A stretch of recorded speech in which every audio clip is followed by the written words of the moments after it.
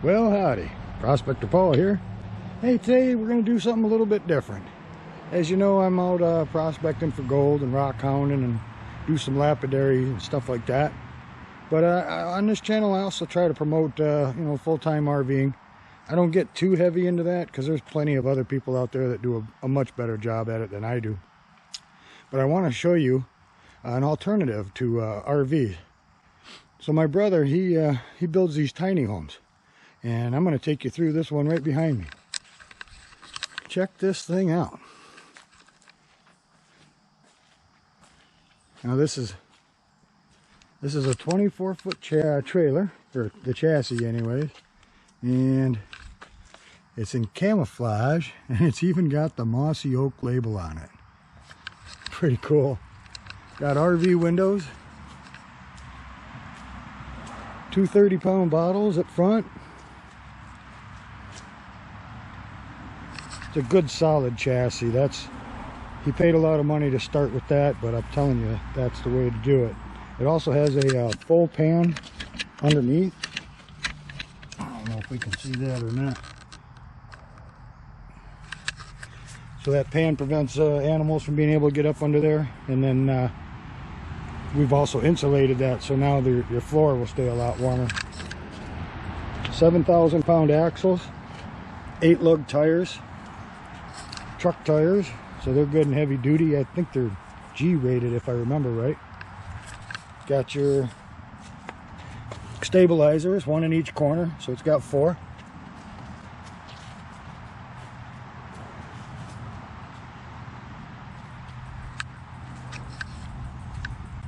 Going around to the back side of the rig, there's a shameless plug.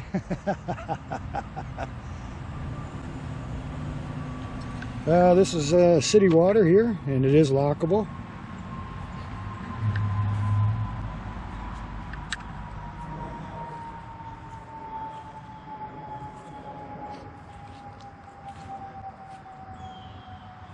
So you got your 30-amp plug.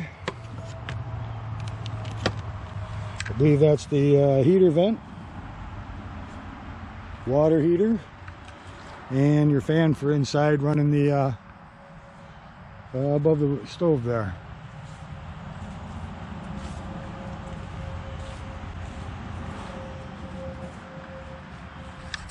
Try and get back here a little way. Sorry about the road noise. We had it out back in the barn. It's a metal roof, and with all these oak trees, the acorns are falling back there. And believe it or not, this is better filming out here. There she is from a distance, get it all in.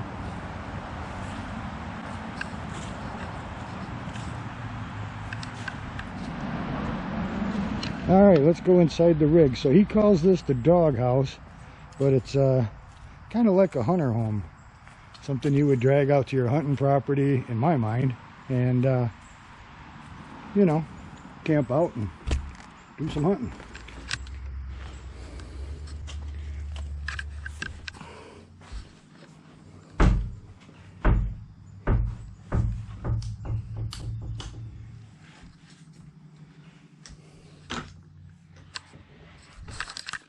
Okay, so we're going to start at the rear of the coach, and you can see there are 4 bunk beds.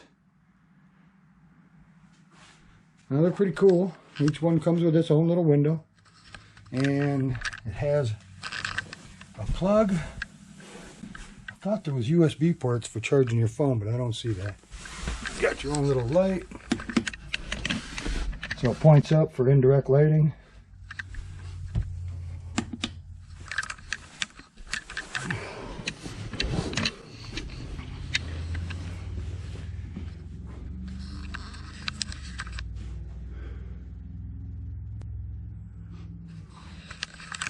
All right, let's look at the business end of the unit. So as you first walk in, I'm trying to step back so you can take it all in. There is the master control center and the TV. You got your speakers for the radio. Oh, there's some charging information there, tank levels, things like that. This has a foam battery inside, so it's 100 amp, and it works with a converter, not an inverter. So it's a converter, and it will power the refrigerator, the TV, and the microwave if you're not plugged in. So you could be off grid with this. Comes with a refrigerator and a microwave. Got yourself a little 2-burner stove. It already comes with a deer rack. Got a nice sink, nice deep single steel basin sink. Real nice.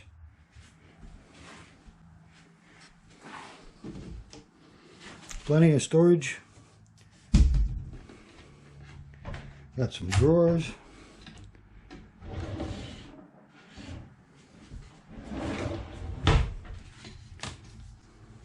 Still storage underneath the sink. You know, in the RVs, they put so much plumbing in there, there's just no room left for other things. More storage. Got a snack bar. A couple of plugs for charging. Check this out.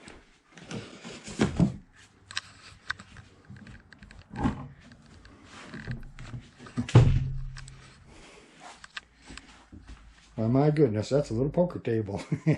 That's awesome. Got some shelving and storage up above. All vaulted ceilings, LED lighting.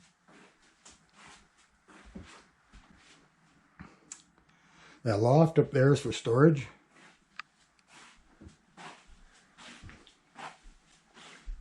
Let's check out the bathroom. Pocket door, sink. Well, we found the bathroom fan. There we go. You got your shower.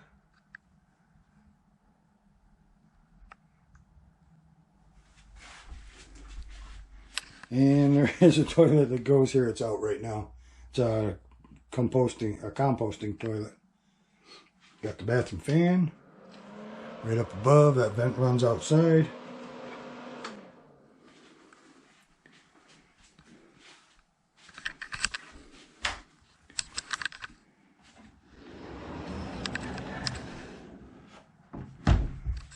Plenty of windows. These are egress windows here and here. So you can get out of the rig if you can't get out the door, in case there was a fire or something like that.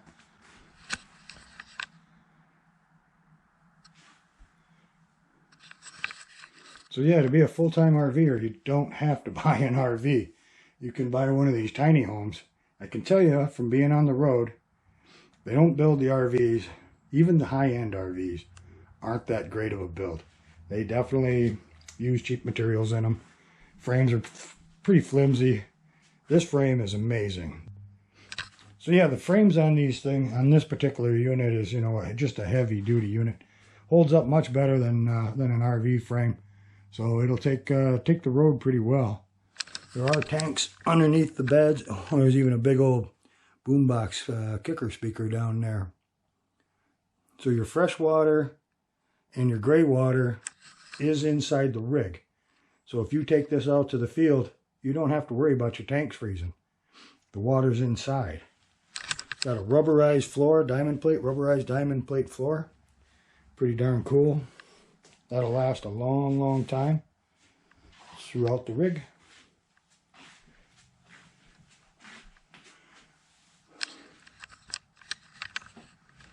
Got some coat hangers.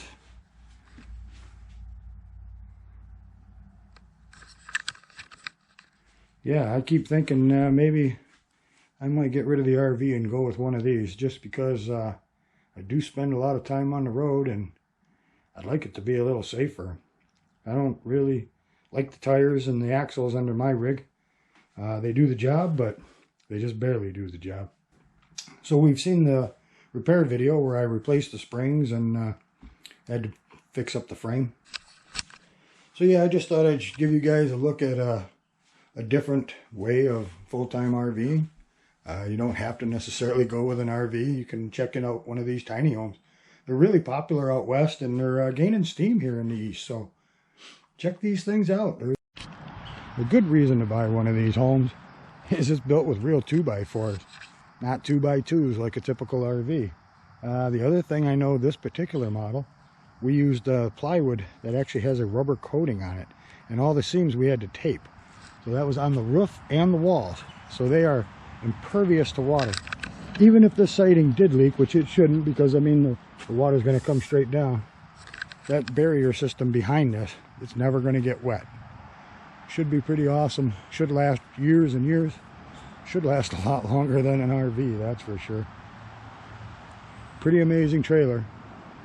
I could really see this sitting out in 40 acres in the Upper Peninsula, and a couple of buddies and having some beers and, you know, just enjoying the outdoors. Everything else is a bonus after that. So let's talk about some of the reasons I would go with a tiny home versus an RV. You have a pitched roof instead of a flat roof. So a flat roof, you know, they usually put that rubber coating on it. I had to repair mine. The Arizona sun tore a big gap in it where they'd seamed it. Ripped that all apart. I had to fill that all in. This is made with 2x4s versus 2x2s. And again, the frame and the tires, the suspension, you know, this is what's touching the road, folks. That right there is everything. Where my RV leaves a lot to be desired. This has got bigger brakes. Just everything about it is so much better. It's constructed to last a lot longer, you know. It's a house that you can take places. So it has some serious benefits to it versus an RV. Now an RV, you can get some slide outs and some other things like that. But yeah, I think you're going to be pretty cozy and warm in this thing come the winter time. So that's my thoughts on it. I'm looking at possibly jumping into one of these next year. I want to lay out the floor plan a little different. I don't need 4 bunks, although it would be nice to have my own bed and not have 2 cats in it every night with me. That would be a big plus. But yeah, what a rig. Just a thing of beauty.